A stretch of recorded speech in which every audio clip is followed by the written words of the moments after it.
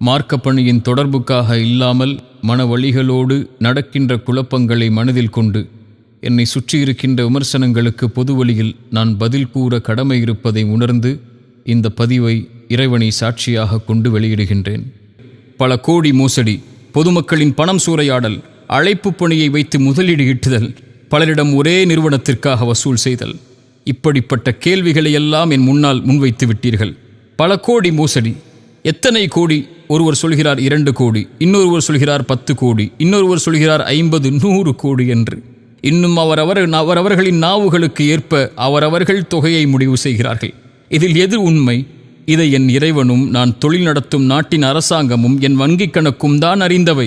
இதை பொதுவெளியில் வெளியிட நான் சமூகத்தை வைத்து இயக்கம் நடத்தவில்லை. லாப நஷ்டங்களை கொண்ட வியாபார நிறுவனம் நடத்துகிறேன். ஒரு தனி மனிதனின் பொருளாதார வியாபார நிறுவனத்தை பற்றிய கணக்குகளை பொதுவெளியில் வெளியிட வேண்டிய அவசியம் இங்கு எதற்கும் இல்லை. பொதுமக்களின் பணம் முதலீடுகள் சூறையாடுதல் என்ற விமர்சனம். என்னோடு வியாபாரம் செய்யும் நபர்களே மொத்தம் 8 பேர்தான். இவர்கள் சொல்லும் சமூகமா, பொதுமக்களா? இவர்கள் நேற்று இன்றுதான் என்னோடு வியாபார தொடர்பில் உள்ளவர்களா? இவர்கள் வியாபாரத்தில் எந்த அடிப்படையும் தெரியாமல் நான் அழைப்பாளன் என்பதால் மட்டும் லாபத்தை எதிர்பார்க்காமல் முதலீடு செய்தவர்களா? இவர்களுக்கும் எனக்கும் உள்ள தொடர்பு, கொடுக்கல் வாங்கல் சமூகத்தின் மத்தியில்தான் முடிவு செய்யப்பட்டதா? சில நபர்களுக்கும் ஒரு நிறுவனத்திற்கும் நடக்கும் கொடுக்கல் வாங்கல், லாப நஷ்ட பகிர்வு ஏன் சமூகத்தின் மத்தியில் பொதுவெளியில் விமர்சிக்கப்படுகிறது? சமூகத்தில் உள்ள எல்லா வியாபாரிகளின் வியாபார தொடர்பும் கொடுக்கல் வாங்கலும் இப்படித்தான் பொதுவெளியில் விமர்சிக்கப்படுமா? யாராவது இதை ஏற்றுக்கொள்வார்களா? ஒரு அழைப்பாளன் பொதுவெளியில் இருக்கிறான் என்பதற்காக அவனுடைய தனிப்பட்ட பொருளாதார கணக்குகள் பொதுவெளியில் பகிரப்பட வேண்டும் என்பதுதான் நீதியா?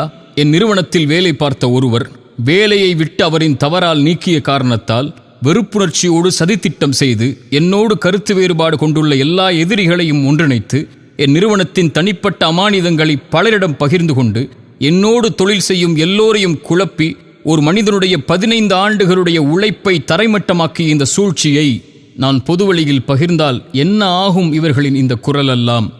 இந்த சூழ்ச்சியில் அழிந்தவனும் கேள்விக்குள்ளாக்கப்பட்டவனும் நானாகவே எரிந்துவிட்டு போகின்றேன். என்ன ஆனாலும், என்ன அநீதம் என் மீது செலுத்தப்பட்டாலும் நான் யாருக்கும் அநீதம் செய்யப் போவதில்லை. செல்வம் ஒரு அமானிதம், அதை பேணவில்லை என்றால் என்ன ஆகும் என்ற மார்க்கத்தின் எச்சரிக்கையை நன்கறிந்தவன் நான். எவரின் 1 ரூபாயும் ஹராமான வழியில் என்னிடம் வந்துவிடக்கூடாது என்பதை பேணி பாதுகாப்பவன் நான். இந்த சூழ்ச்சி வலையில் நானும் என் வியாபாரமும் என்னை சார்ந்தவர்களும் சிக்குண்டு தவிக்கிறோம். இருந்தாலும் அமானிதங்களை இறை பயத்தோடு கையாள வேண்டுமென்ற இறை பயத்தை மேலும் என் உள்ளத்தில் நான் பதிய வைக்கிறேன். இந்த நேரத்தில் இதன் வியாபாரத்தின் தோல்வி அல்ல, ஒரு சதியால் நான் சந்திக்கும் வீழ்ச்சி. எத்தனையோ ஏற்ற இறக்கங்களை என் வாழ்வில் கண்ட நான் இறைவனுடைய அருளால் எப்படி மீண்டு வந்தேனோ அது போன்று என்னோடு நேர்மையும் உண்மையும் இருக்கும் வரை என் இறைவன் என்னை ஒருபோதும் கைவிடப் போவதில்லை. என் இறைவன் என்னோடு இருக்கின்றான். என்னை இறைவனுக்காக நேசிக்கும் எல்லா உறவுகளும் என்னோடு உண்டு. எல்லோரின் அமானிதங்களும் என் தரப்பிலிருந்து நீதியோடு மட்டுமே நடந்து கொள்ளப்படும் என்பதை இந்த குழப்பங்களுக்கு இறை சாட்சியோடு நான் முன்வைக்கும் வார்த்தைகள்.